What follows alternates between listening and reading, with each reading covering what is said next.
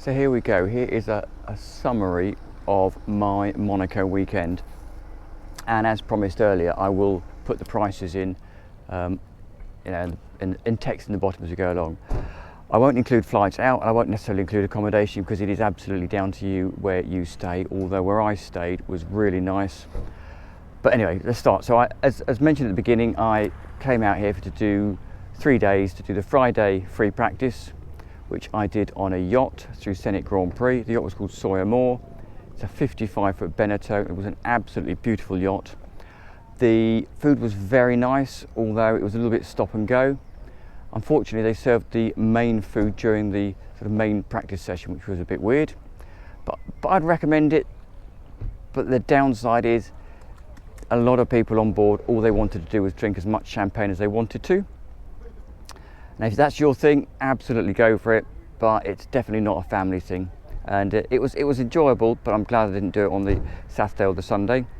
So Saturday qualifying, I moved to Rascasse, which is a restaurant right on the corner, just the last corner before the start-finish straight. Absolutely amazing if you want to be really close to the action. You can see the cars coming towards you down past the swimming pool complex, and you can see them braking and almost touching the inner barrier as they go around the Rascasse corner back up to the start-finish straight. So going back to the yacht, there was quite a lot of people on the yacht, but at no point did it feel packed. The Rascasse, at no point did it feel anything other than really, really relaxed. The food in the Rascasse was really, really good. It's a pretty standard bar, so you can get a lot of the normal drinks that you probably couldn't get on the yacht. There were 3 or 4 screens, which made it really easy to understand what was going on. So the Rascasse was a really great location to be at.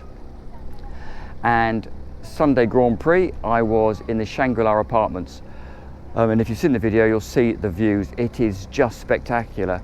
You can probably see something like 60 or 70% of the entire track, including, which is really great, the start-finish line, and right the way up to where they head up the hill into Casino Square, and then when they come back out of the tunnel, you can see them pretty much the whole way around there, apart from when they're the other side, just clipping the barriers going into the Rascasse and coming back onto the start-finish straight.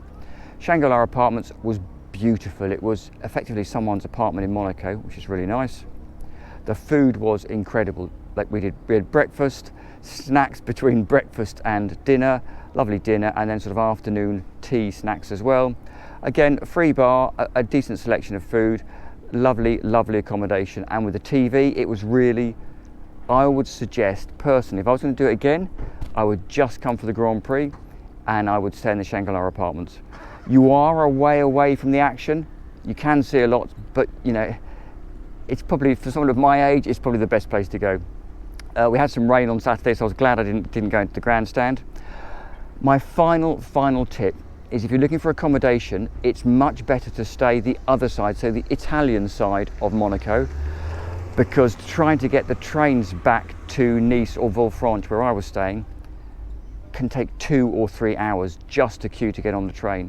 Whereas nobody appeared to be queuing to the train to going to Menton and towards Italy. So I would, if you don't want to stay in Monaco, because it is insanely expensive to stay in Monaco for the Grand Prix weekend, my top tip would be stay the Italian side of Monaco. I think if you stay in Menton, beautiful town, it's 4 minutes on the train from Menton down to Monte-Carlo.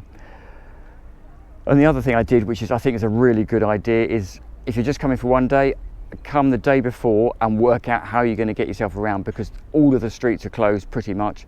It is slightly chaotic.